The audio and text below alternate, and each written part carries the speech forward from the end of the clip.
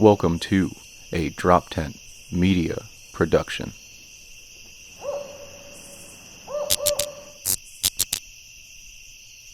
Welcome to episode 2 of Seriously Dad, where comedians Albert Davis and Jay Yoder explore fatherhood with other funny comedians. Today, we're going to have Mark Riccadonna on the show with us. We're going to explore it all. We're going to talk about the silly things we did as kids, what we do with our kids today, and just the fun things we remember about being a kid. You're going to love the episode. Check us out. Thanks for tuning in to Seriously Dad.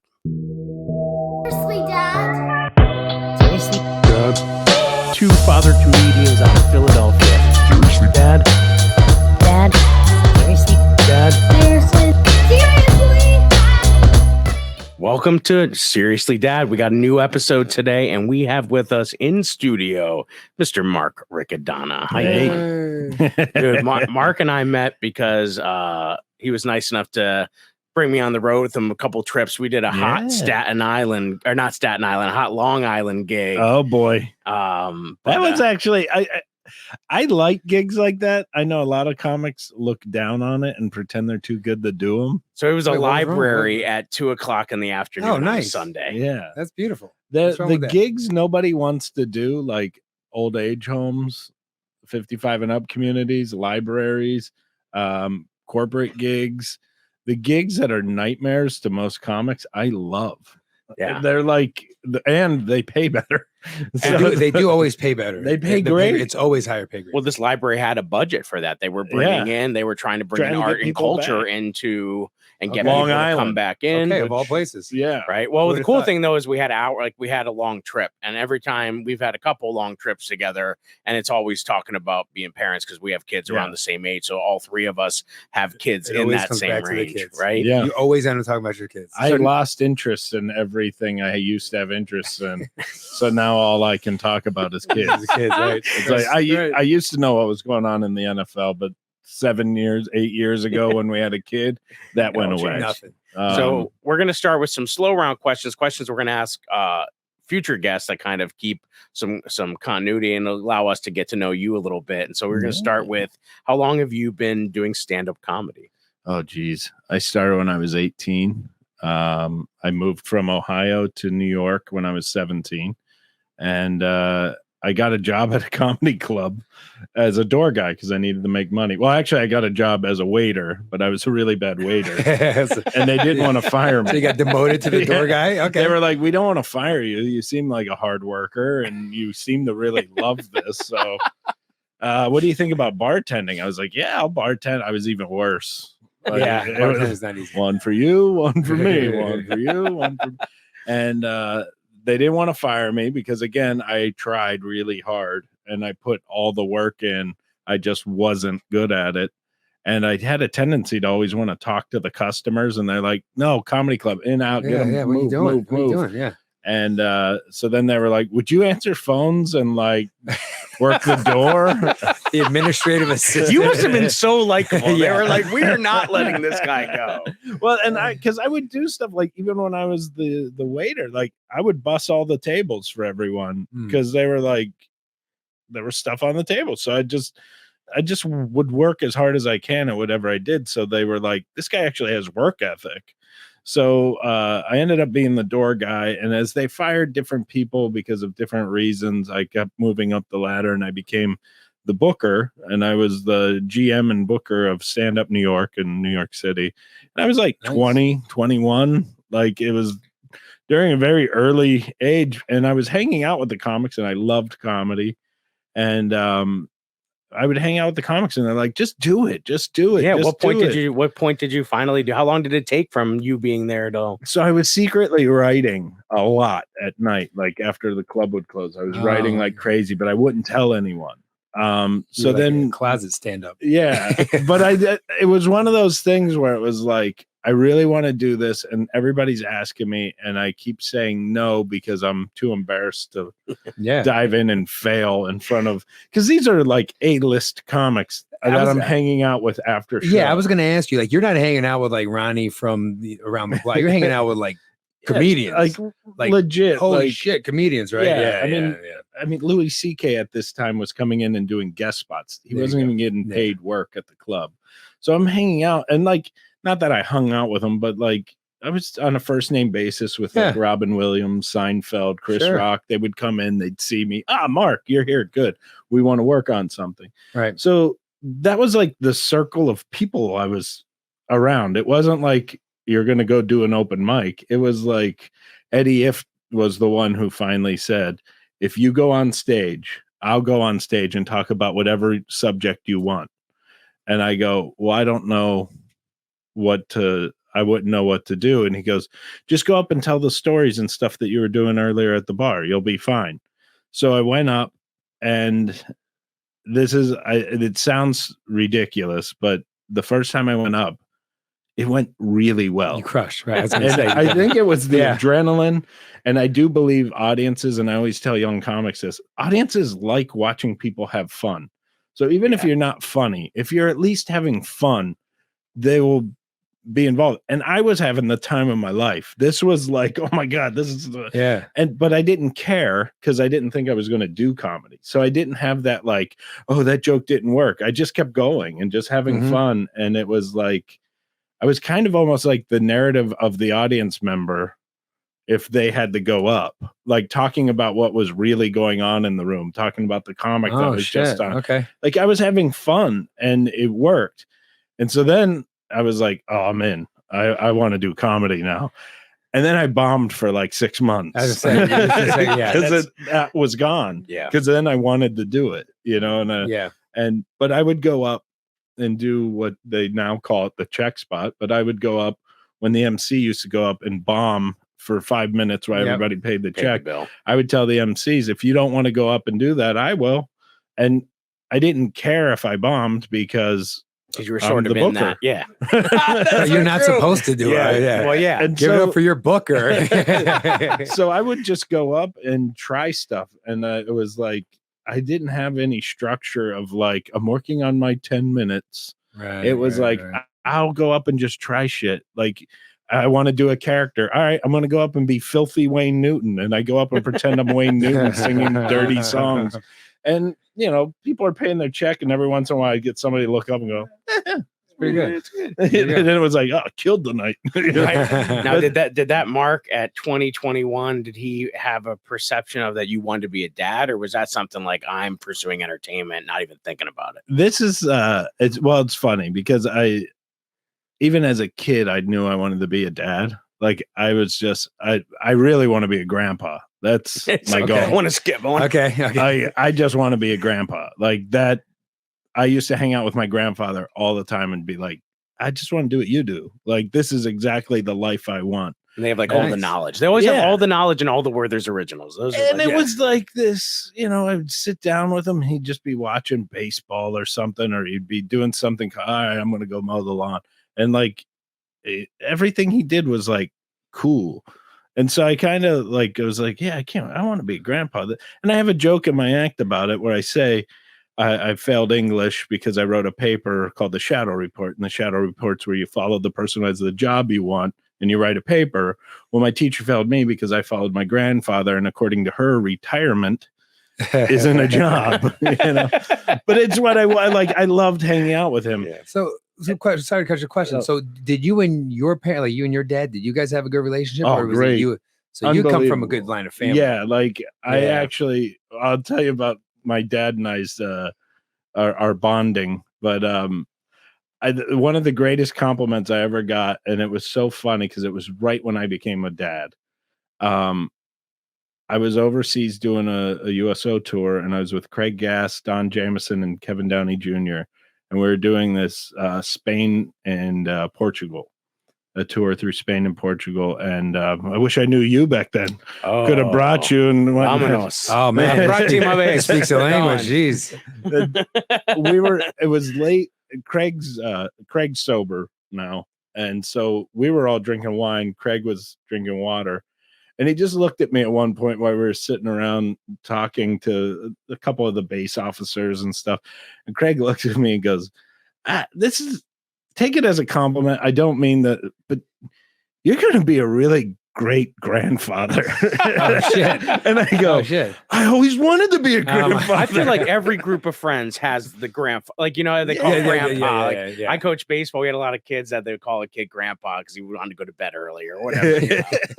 That's funny. Yeah. I love the vibe of hanging out with older people. And I mean, even when I started getting into stand-up and touring, I was in my 20s and all of my friends were in their late 40s, early 50s. All of them. I didn't hang out with anybody my age except for my roommates. So it was like I would go on the road and I'd be with, you know, people in their mid to late 50s. Yeah. And I'd be hanging out with them. And so that's kind of how I got into doing all this. Was I was with an older crowd, and I feel like I always wanted to be a dad, but there was a point in my 20s when I realized, you know, maybe it's not going to happen because I'm going to be doing this with my life, and this isn't really productive of being a parent. Like being an entertainment. It's not like a Leave It to Beaver style. Yeah, and like did that hurt? Was it like a moment where you were like, fuck, this isn't gonna happen and maybe I should change? Or we're just like, fuck it, I'm not gonna be a dad. Well, and, you know, we'll see what happens. We were talking in the car. I didn't have a plan B. There was like no plan B. So it was like if I'm not gonna be, I knew like if I'm not gonna be like acting and doing stand-up, I probably would try to be a writer or a director. And if I wasn't gonna do that, I'd probably get into producing, or when I get older, I'd probably get into producing with film and theater. And so I knew my bloodline was in entertainment. I don't have to be the center of attention. Like I don't have that in me. Right. But I love, from a young age, I realized I loved the magic of the entertainment business. I loved going to movies, and now I see my kids, and that's their favorite thing to do since the pandemic let up. We've gone to movies, and it's like every week they're like, is there a new kids movie out that we can go to the theater? Nice. They love the magic of the theater. And I'm dude, I will sit, and we were watching Lyle Crocodile, and I'm crying. Like I'm in the theater crying, and I'm with my kids, and I'm just enjoying every second of it. And then like over a Christmas break, my family, we all went to the movie theater with my parents, my kids, my wife, and we went and saw a movie. And my mom and dad were like, yeah, we need to start doing this more. Like we need to start going to more movies. And I love theater even more. Like I used to always say, you go to I didn't say it. Somebody said it and then I stole it. You go to the movies to be entertained, but you go to the theater to have your life changed. Like change your perspective. Theater's different. And so it's like, I love the fact that my kids are into it. And I think part of the reason that I got so into it, and it's what you were just asking about with my relationship with my dad. My brother was very athletic. My dad and my brother would go out and play catch. They would throw the football around. When I was young, I was not in the sports. Yeah, I was just going to say, so that's your baseball. I loved watching TV. I would wake up at like 5 a.m, sneak downstairs, not wake anyone up, and watch TV until about 6:37 when everybody else got up. And then when they came down, I pretended I just got up. So they didn't know I was. What were you watching? The Monsters. Oh, what a great show. I like the Monsters. Like Nickelodeon, like old black and white. Yeah, it was a lot of those old black and white. What's the one? Andy Griffith. That was Gomer Pyle, Gilligan's Island. I watched all those like old shows because that was all that was on. Yeah. And then when the cartoons started coming on, the morning cartoons, not Saturday, it would be even work or school week. When the cartoons started coming on, I knew, okay, everybody's going to be waking up soon. And I also got in trouble. I'll tell you about my dad, then I'll tell you this story. So my dad and I, our version of playing catch was every Sunday we would get a big plate of meats, cheeses, pickled stuff, the crackers, and all the charcuterie board. Yeah, we were Lunchable. See, back then it was called antipasto. Now it's charcuterie. Yeah. Put on a We nice were the region. We weren't fancy, but we would make these big plates, and we would watch every Sunday the Comic Strip Live, Dennis Miller Show, The Simpsons, There was one other show on the Sundays that was a comedy. And then as soon as Beverly Hills 90210 came on, I knew it was time to go to bed. I'm going to go get a bath, go to sleep. Draw my bath, Dad. But that was you and your dad. That was time. my dad. That was our There you thing. go. That was our, and I mean, my dad is amazing. He was like, I just wrote, I told you, I thought today was his birthday. It's next Sunday, but I wrote in a card for him. I had the kids sign it. My wife signed it. And I wrote a thing like, if I could be half the dad you were, I know my kids are in good shape. Oh, And so like, I had a really great upbringing, but so this is the story. So every Saturday I would get up really early. My brother was more of like a sleep in guy, but he would get up and he would come down and same thing, not wake my parents up. I would already be downstairs. And my brother caught me and I forgot about this. I think I was so young and like we were talking about like, I remember the essence of being young, but I don't have a ton of memories. And I always get nervous when I'm with my kids. I'm like, they're not going to remember this. Like, hopefully they remember the feeling of being loved and whatever, but like, they're not going to remember this specific thing. Cause I don't, but I also had a lot of head injuries. But my brother caught me. My brother remembers everything. He has like a photographic memory. He came down the stairs and apparently every day, or every Saturday, I would go down, and when Sesame Street came on and the dog Barkley would come running over the hill, I dropped trowel and pissed on the TV. Okay. All right. There you go. And it was the back in the day when it was bastard, big. right? That was a the huge wood, TV. Yeah. And Like a 700-pound TV back in the day. and I would piss on the TV and then go get paper towels and just wipe it and throw it away. But it soaked into the rug. Yeah, you can't. So like after a month, there was a smell and nobody could figure out what it was. And they had to rip the carpeting out. Oh my God. Because I pissed on the TV every morning. But my brother, when he caught me, he joined in. He didn't tell on me. Oh, He joined in, so we both just pissed on the TV. double piss. that is I can't hysterical. believe we're alive. Yeah, I mean, not even from like electrocution, but like, how did my dad not just fucking Figure it throw me out. through a window? Long line. Did they figure They it out? that figured was it you out. guys pissing on the TV. Yeah, they caught us. Like And then- red-handed, or they were like, "There's piss. There's two Dick-handed? boys." Well, they had no idea where the smell was coming from. It was just like this.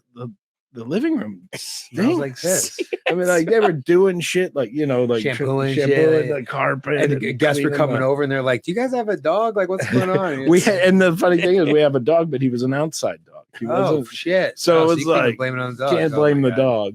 But I think they caught us red-handed, and then they like, this is the problem. Then like that week they were ripping the Like, what's carpet wrong out, with putting you it new. Yeah, they're like, "What the fuck are you?" Why? Oh When my your kids gosh. do, but kids do weird stuff, and then you kind of got to be like, oh my God, okay, this is, this is those things that you don't talk about, but you're like, oh, people do. You got to accept that kids are weird. Yes. Yeah, well, Kids they are don't fucking know weird. They better. do weird shit. They don't know like pee smells like pee, and in 4 days this place is gonna reek. Yeah. They just think it's fun to pee on things. You know what I mean? Yeah. And they, Well, the other thing too was when I would wake up in the morning, we had a sliding glass door that went into a backyard that was fenced in, and we lived like whatever. It was like an acre of property or whatever. It wasn't like we're like now living New York and Philly. It's like row houses and the fences and that kind of thing. It wasn't like that. It was like yard with woods and that kind of stuff. Well, every morning I would come downstairs, I'd open the door, I'd go out and I'd piss outside because I enjoyed it. I still do that when I get home if I late have night the from a option, gig. First thing I piss do. outside all the time. if I have the choice of like being able to pee outside, or like if we're out camping or doing something, I want to pee outside. There's something freeing about it. Primitive man. That's that primitive man. Marking my territory. This is my territory. Yeah, I don't need a My wife toilet. hates it. She just go inside. But I got I got to do it, babe. Go and leave me alone. You go inside.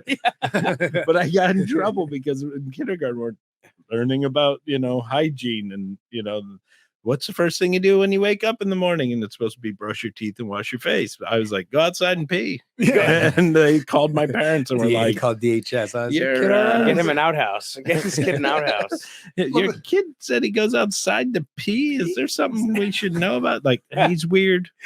He's weird. Well, I mean, I remember that we had one bathroom, and if the bathroom was taken up and I had to go, like I would like pee out my window because my bedroom because I was stuck because my room was behind. You had to go through the bathroom to get to my room. So if somebody was in there, I was locked in until they were done. Wow. And then I'm like, so then I would like go. So pee like out the someone would window. like take a shit, big steam ash, and you would have to walk through it to like leave your house. to like go through to get to the rest of the Yeah. house if I was back there. Yeah. Wow, that's a rite of passage. It was a cool room That's- though. So I gave like there was another room I could have used, but it was like one of those attic style rooms where like Oh, you like could see a the roof and vaulted then it had these ceiling or little something. closets. It had like okay. it had some uniqueness to it that Nice. that was cool. So I forego the fact that I'd just pee out my window if I had to. Whatever. This was alcohol and drug fueled, but I had a friend who owned a really awesome art studio. He did like photography and film, and it was it was way on the west side, but in the 20s in New York City. And he had this humongous, beautiful studio. But the problem was if you had to go to the bathroom, you had to walk down this maze of hallway because this was an old factory Yep. and that they converted into offices. And it would be like a 10-minute walk to go to the bathroom because you had to go on the complete other side of this factory. So we used to just open the window and piss out of the window, but it would be like 4 a.m. and there'd be all Dark. these people going clubbing and shit, and they'd be in line That's waiting in absurd. clubs, and And you just we're probably pissing. spraying them with piss. Oh, like, is it God. raining? What's Yeah. happening? I love that Oh you guys my are still God. doing like Victorian style, old school, like fucking shit bucket Yeah. out the window. Yeah, right. Two Yeah. of you. Yeah. It's like You used to have to, there was a Pompeii. law for that. There was a law. You guys are bringing that back. You got to be like, Well, look out we'll get below. aqueduct boys- soon. Yeah. We'll Have get you taught your aqueduct. boys this tradition or no? Oh, so my youngest Duke, he It's a genetic. loves pissing outside. It's genetic. This is a Loves genetic. it. Now, and- did he catch you one day doing it, or did No, you? and he came to Ohio, and my parents, they have acres and acres of land. They live out in the middle of nowhere. It's like, Dad, we can piss We- anywhere. we- Like, I showed him because I still be Son, outside that's your there. side. This is And my there's- side. There's 3 bathrooms in the house, and we still pee Nice. and outside. you walk outside. past them and go pee outside. to go pee outside. Save on anything water. wrong You're with saving pissing. on water. Say I don't, that think, I water. don't think there's anything wrong with pissing outside. Well, so my younger son, he loves being outside when we're at my parents' house. And the other thing is the bathroom will be open at our house, and he'll go, Dad, I gotta pee. Can I go down and pee in the sink in the basement? So now, He loves the sink in the I've done some basement. sink pissing in my life. I'm not gonna lie. I've done some sink pissing in my life. I can't pretend like I haven't. Never did the window thing. I've done some sinks. in my okay. life. So now here's the funny. So, Oh, well- and the art studio was on like the 15th floor of the factory. oh, So okay. pissing out that window, It was like a windy pit. It was like, but it might it it was a must come shotgun back shells of down on pissing. like floor 12. No, what I mean? don't It do doesn't this. Don't you think, travel.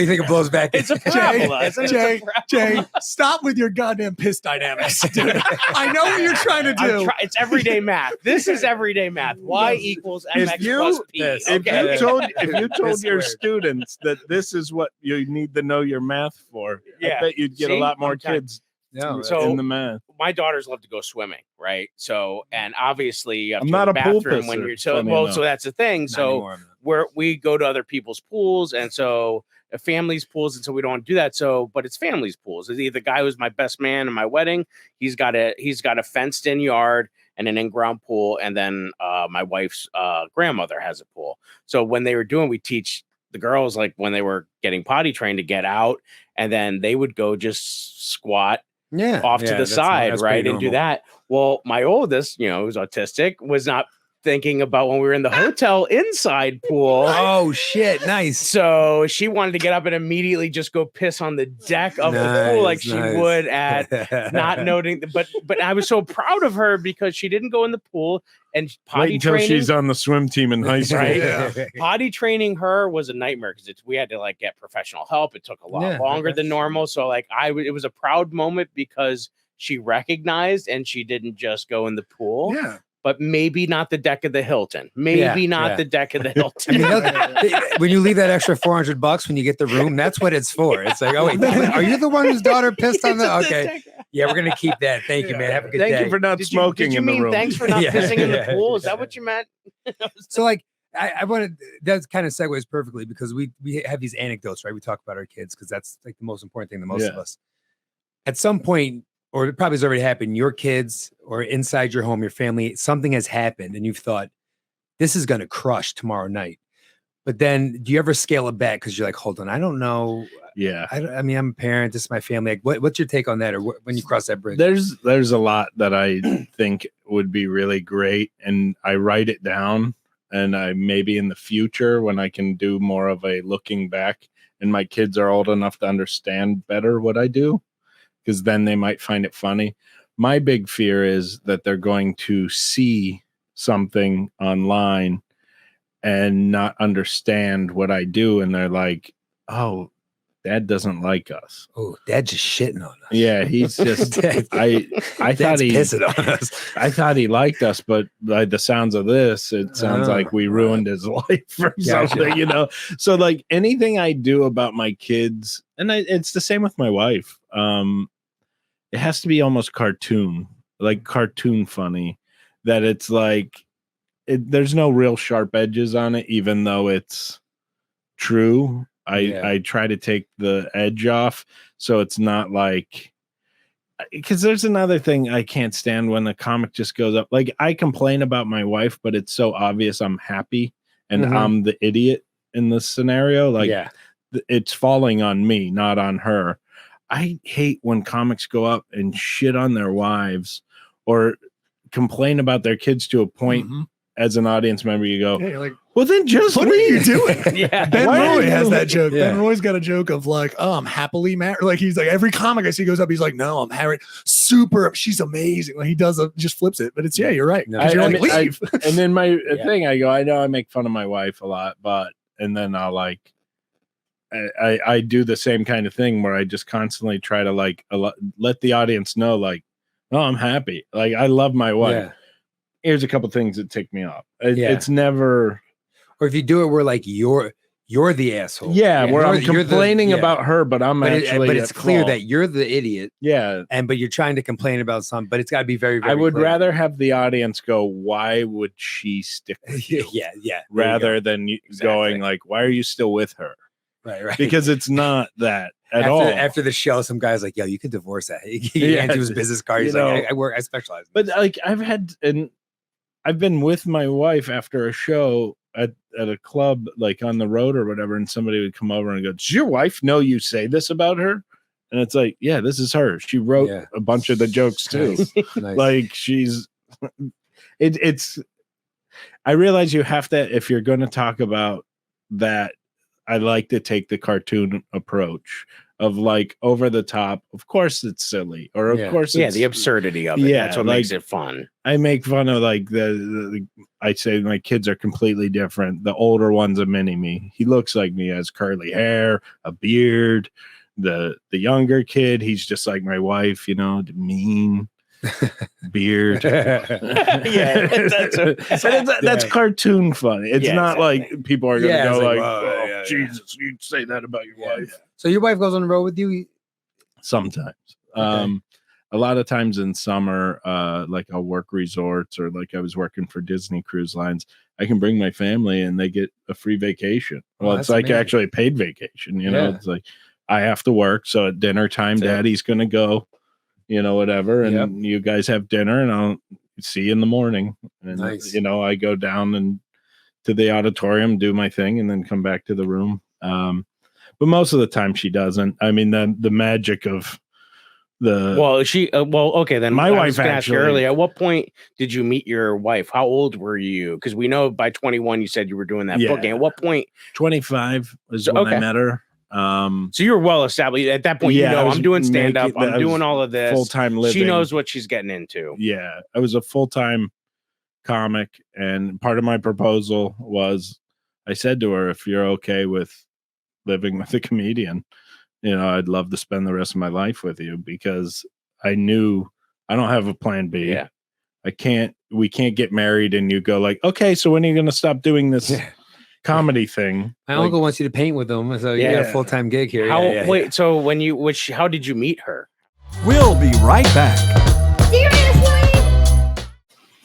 all right. So spring break, my wife she was a teacher and she still is, but she was teaching and she came up because she was high school best friends with my roommate in high school. Oh, okay. So she was coming up to come to New York. They saw something on the Food Network, her and her friend. Okay. They wanted to come up and, have a weekend in New York.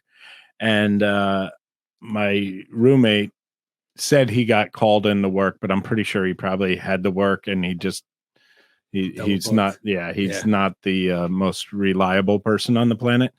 And he called me and I was coming home from a gig. He goes, "Hey, can you come in? I have a friend in town. But I got called into work, so I can't hang out with her." And I was like, dude, coming in from the road. Oh man, yeah. I'm with my other roommate who's a little person and my manager who was also one of my favorite people to drink with at the time. And I go, we're just coming in from the road. Like, I'm going home. I'm going to bed. Like I've just spent 2 days, partying. And he was like, please, you'd be doing me this huge favor. And I asked the guys who were in the car and I go, hey, can we stop by John's bar? And he said he would buy us drinks and stuff. So they're like, all right, let's do it. So we go in and we meet Angie and her friend. She had this friend with her. And it was so weird. Angie was so mean to me. Yeah. She was so mean to me. And her friend was so nice to me. And we're like just trying to have fun with them because we were trying to help John. And at one point I remember I was like, hey, if you're going to be a bitch all night, like we can just leave. But if you want, you can come and join us because we're having fun at the other end of the bar. Nice. And we might go to, we might go bar hop around because I have a lot of friends who own bars in New York. And I go, so we might go bar hopping because we got our second wind. And she was like, yeah, you know what? All right, I'll drop it because she just went through a relationship. And so she was kind of like, I'm not dealing with some guy who's going to be hitting on me. Yeah. And so we ended up having a ton of fun. And at one point, like she was doing stuff like this to me. Like a homeless guy came in the bar and he was on acid and he was asking all these questions about like getting a flight back to his home planet and stuff. Oh, nice. And she was like, oh, you see the guy in the red shirt over there? He's a pilot. He's actually going later. You could probably get a ride with him. Nice. And this guy got so clingy on to me that the bouncer had to come over and throw the guy out. Nice. And she That's was a keeper. doing, There you go. That's a keeper. Yeah, man. she was doing stuff like that to me. And then by the end of the night, we actually kissed and then decided we were going to go out again. And it was hysterical because she was mean to me. That's a good story. That's so great. Now you said your wife. So she funded. You said she had written. So had she ever thought about doing comedy, or was she just kind of like?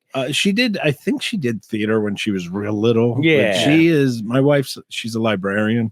She's quiet. If you're in her circle, she's very funny, and like a lot of fun to be around. But like if you just met her, at work or whatever, like you would just be like, oh, completely normal.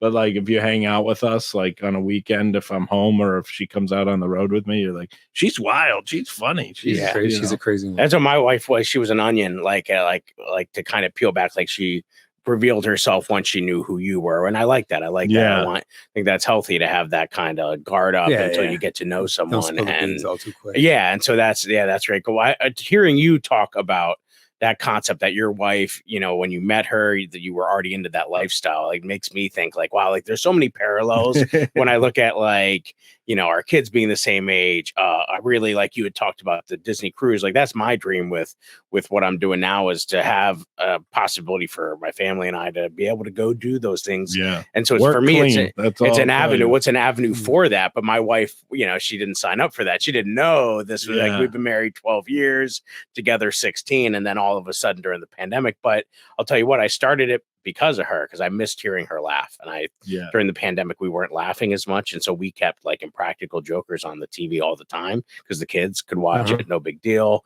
And it was something we all needed, that release, and we loved them. We used to go watch them on when they do their road show. And I had watched Mike Birbiglia's special on my girlfriend's boyfriend. Yeah. And about how ardent he was about not getting married. And then by the end of the show, it came full circle about his wife. And that was the thing that clicked for me. And it was like, we'd been going to an open mic just to get out of the house to watch comedy, because that's what we did before the break. For entertainment. Our last date before the pandemic was at an indoor comedy club. No shit. On Valentine's Day. Now, she's got to be she's extremely supportive. She is beyond. But she's been she's team me. Like, she's whatever I've been into. Like, I was hardcore into baseball. I coached baseball for 17 years. I thought I was going to play baseball. Played a little in college, and that's right. We have a mutual friend. That's right. Who I played baseball with. Nick. Yes. Wait, you guys both know Derek Jeter. All right. Yeah. There's a girl I grew up a mile away from. We were friends. She moved to New York, but then ended up in Philly, and she's married to a guy that and I she played married with. this guy who I became friends with. When I got into it, Amanda was all into. She learned how to keep score. She learned all this stuff and her grandma was big into baseball and stuff like that. So she never was. Her dad wasn't interested in her, but yeah, she got into it because she would keep it score at the games when I was coaching for the school team, and so she's just always been like we're a team. Like, once when I asked her to marry me, that was serious. Like, that was like, I knew she knew everything about me. She knew all the, things I didn't tell about my family to girls I dated for a while, and she was all in. So I was like, so she's always been all in. So I just want to now it's like the balance, like because when you're not home, and now people see me out a lot because I'm doing what I need to do, but it's like, it's an office. Like, for me, I'm at the office and I have the time at home, but such people a don't hard know time right now, and the part you're in right now is it's still paying the dues, but you're still getting nibbles of the more professional work. So it's like, there's going to be a point, and maybe it already happened, where your wife goes, you got to stop doing this and just do the ones that pay well.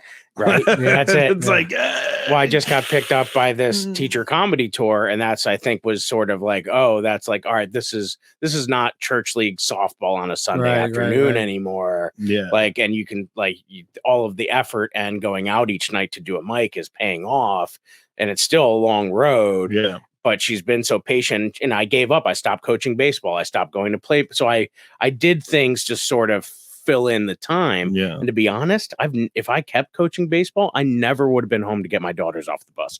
I never would be home for 6, 7, 8 months out of the year. So, and I was getting paid trash, like $3 an hour. And I was taking up so much of my time that people sometimes in my life don't realize I'm actually home more now than I've ever been. It's just, I'm traveling a little bit, and it's odd hours. Like, we got home at like 2 a.m. I get home at like 2 a.m. the one night we went down to Rehoboth and did that Clear Space Theater gig on a Wednesday. Then I was in at school 7:10 the next morning, Well, and has she ever been like, I didn't know it was going to be like this? Has that ever come out? Like, I didn't expect it to be well, like I think this.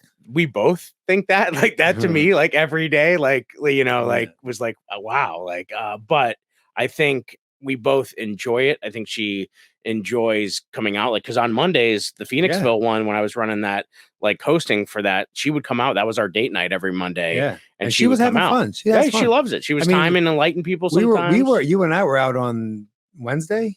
Mm-hmm. Pretty late. I think you blamed that one on me, actually. I did. I totally did. Al is Al. My wife's a big fan of Al, so I can get away with so much if I say I'm with Al. But that was pretty late for school night, right? Well, because we did a show, and then I was like, "Ooh, there's a mic. If we hustle, we can get to this other mic." And then she caught me on my iPhone on the location tracker. She's like, "Really?" She's like, "You're at bar 13." And then the one night I did a show in Staten Island on a Tuesday. And then I'm like, I can get home in time to get to Grape Room before it closes. Gosh. She texted me, she said, "Really, Grape Room?" Yeah. But then we have like this fun relationship where I know, like, the minute I have like this internal bat signal, and I'll be like, my wife hasn't texted me, and I kid you not, every single time I look down at my phone, she sent me a text. Yeah. She sent me, like, we are on a level of syncness that, like, doesn't require talking sometimes. Like, that's good. We just have an internal clock, and sometimes it's good, but then sometimes I'm like so needy. I'm like the wife sometimes because I was raised by women that I'm oversensitive about stuff. So I talk too much. And then she's like the reverse where she's like, oh, she like it has to be pulled out of her. Yeah. So it's like such a cool relationship. And I'm grateful because we each fill in the gaps for each other, the things that we don't have or didn't get, we That's give perfect each other. Because I think that's she gonna wants win that spontaneity. She wants the lifestyle. She enjoys being around comedy to a point. And then as long as I'm there to be there in the mornings, like I go hard on the other end. Like no matter how late I get in, on the other side. the morning's mine to you can't be take sleeping care in of. on the grounds that I Exactly. was out till 2 a.m. last And night. everything That's goes your in problem. Google Calendar, and I add her, and then she approves or denies from there, and I can count on a couple fingers how many times she said no. Yeah. But when Yeah. she does say no, she knows I'll listen. It is tough to be the partner or spouse or girlfriend of a comedian. Well, because we keep the hours of a doctor, but we don't make the money or have the Yeah. respect. There you go. That's I'm on 100%. call. Yeah. Well, and she can see I'm fulfilled. Like the me, and you guys don't know that me, but the me that existed 2.5 years ago was a very unhappy me. It was a very look at person that. that was giving everything he had to something, to education and to this, but it was it felt a little bit like unrequited love at a certain point, and you could tell. And she's still in that. She's pouring her heart into her students and doing so much, Right. and I am too. But like, there's a shift for me because I found a new outlet that allows me to like decompress at the end of the day, allows me to keep work at work. And I'm not in my classroom like cracking jokes. I mean, I always was like someone who used humor. Well, you're a funny person. But yeah, but I'm That's not how you in there got into trying comedy. bits out on my kids in class. Like they would not know. Like I'm sure they'll find out or the parents know. Yeah. But like they might say, oh, that makes sense. He's funny. Or yeah, sometimes I'll come up with weird analogies, but I'm not in there trying to like drop bits down, you know. You know what I found out? What I realized is for my girlfriend who I live with, so I'm pretty much married, is if you don't come home smelling like booze or weed, that's a really good start. Well, that's just it. I'm not That's a doing. really Yeah, I'm good not thing. doing what those 22-year-olds. I don't. When I go out, I don't drink. If Yeah. I do a show, I'm not drinking. I'm not doing that. I used to drink a little bit because it like took the edge off. And then I realized just stop altogether because you're gonna make you better comics, gonna make yourself crisper, and you're gonna learn more from what you're doing. Exactly. If you don't come home smelling like you were partying, that softens the blow a ton. And I'm driving. Like, well, it's not even. Well, that's I'm right. driving, Yeah. and I'm a teacher, so like there's zero Yeah. tolerance. There's no like right. But that's what I found. So I am not a teacher, and I don't always drive. But I know that if you don't make it, if it seems like a job where you would never come back from your teachers at school smelling like tequila, if you take that out, it softens the blow a lot, and she can really appreciate that you're out there working hard at something. Now, if I were drinking tequila, being a Spanish teacher, that's extra research. credit. It's research, professional development at that point. I wrote off the bottle of Don Julio. Yeah. Dude, that was great. We would go down to Mexico, and like I don't look like a guy who speaks Spanish. So like on our honeymoon, that's where we went. And the guys at the bar, I would go the first swing, make friends with them. They would teach me Mayan, which is like a more tonal kind of Asian dialect style. Ooh. And then when the change of shift would happen, I would come up and casually order when they weren't looking at me and they were busy doing something else. I'd be like, oh yeah, dame una chela. And chela is like the inside word in Mexico for give me like a draft beer. It's like the, it's like the way of saying, without saying like, give me a pint of your finest alcoholic beverage. It's like knowing Philly. Exactly. Lager. It's like saying John or Whiz Wit. Yeah. It's like, yeah. You're speaking Philly. Yeah, lager, and I'm getting a Yingling, Yeah, that's true. But yeah, I think that's interesting. I think it's important for all of our, spouses or otherwise. Now, you said you were almost married. You're not. You didn't commit. No, not yet. Are you going to do it? Yeah, at some point. How long have you guys been together? Oh man, 5 years, 4 years. Did she ever come out and see you perform? She used to come out more. Because I think the only time I saw was when we did a spot at St. Mark's together up in the that's city. right. She was there for that one. She used to come out more. But it's not. I don't think it's that fun for her to be sitting in a room full of comedians. Well, the worst part is a lot of times comics treat the spouse like shit, or the girlfriend like shit because they think like, well, I'm never going to see you again, or I can't get anything from you.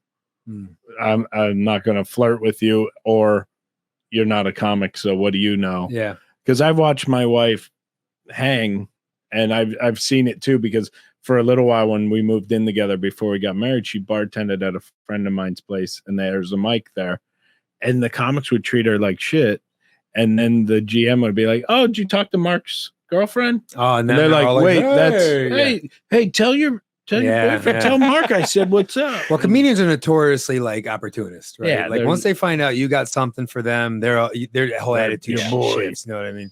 But yeah, she there was a time where she used to like think she wanted to hang out at an open mic. And I'm like, you don't want this. You do not want You don't want this. Like I know what you're doing. I appreciate it. So you don't want to be here for this shit. Yeah. And now she very seldom comes out because you don't want to do it. Yeah. But it's another thing too is, and I say the magic wears off, but it's like my wife loves what I do and she knows it makes me happy, but she doesn't live or die by the oh my God, my husband's in entertainment. It's we have so much other things. Do the things. laundry, buddy. She gets excited. Like I'll tell her stuff and she'll get excited for me because she knows I'm happy, but she doesn't care. Well, I feel like it keeps That grounded. it's like- I like that about it because I Yeah. feel like it keeps me grounded. And I don't know how true the story is, but I used to tell the kids, like Julius Caesar, supposedly after he would win a big campaign and they'd have this big parade and, oh, he's the man. He had somebody on his chariot with him as he was going down the parade, kind of being like, yo, you're just immortal. Remember, you're just a man. Wow. Like there's something about that for me that I'm grateful for. And I think Yeah. because that's the normalcy of life. Like your kids, they don't really grasp what you do yet, do they? They kind of do. They understand that like they understand more of the acting and directing side, I think, more than stand up, but they do try to write jokes for me and they always ask me is this funny, Dad? Is this funny? And I'm like, it's just like hanging out with open micers. Geez, oh boy. Yeah, my daughter said that the other day. She's like, Daddy, she said something about like, I don't know, I said Home Depot and she just started giggling. She's like, you should put that in your act, but like make it funny. And I was like, what? Home Depot, very relatable, Dad. Very relatable. Apparently my wife took them to a pool without me, and then she had made friends with another one and they were like giggling and laughing. She's like, yeah, I'm funny like my daddy, he's a comedian. And I was like, she texted me that. I was like, oh my God, that's adorable. Because I don't think they get it to a level, because my oldest will say, are you going to go tell jokes about me? And to what we were talking about earlier, I try to make sure that my daughter, especially my autistic daughter, she's the hero of the joke, or she's taking something like that, but like it's her superpower, not punching down or not looking. Because I had a guy last night, I heard he had done a joke about his daughter. He's like, oh, my daughter has cancer, but you know, my youngest has cancer, but don't worry, she's not my favorite. Oof, gosh. Yeah, A little dark. Yeah, it's right. I thought it went dark. Depending too on the person's persona, Yeah, you can could ride get away that. with You it can get because away it's like, Had did you you- make it a cartoon? yeah. Like, is it like you're the super loving guy and then you're like, but it's cool, it's not my favorite. But if it's like, oh, she's not my favorite, it's like, just that tiny tone could change it from being cringy to Because the being tension. like, Well, yeah, if you're going to build that like tension, if Kevin you Nealon reveal said it, the so, joke. Yeah. Kevin Nealon said the joke, you'd be like, I'm okay with it. Yeah, And then yeah. Jeselnik would say it the other way. Yeah. That would make you go, oh, God. Yeah, exactly. Yeah, that's cool. All right. Well, I mean, this has been a great time. I feel like this is a nice landing point for us today. We can't thank you enough for spending Thanks time for with having us, me, man. This is talking cool. about the time with your grandfather, your dad. Like, I feel like I think there was a lot of cool things here today that I appreciated. So thanks for spending the time with us. Thanks for having me on. Thank you, guys- man. A lot of fun. Seriously, Dad? Seriously, Dad? Dad. Seriously.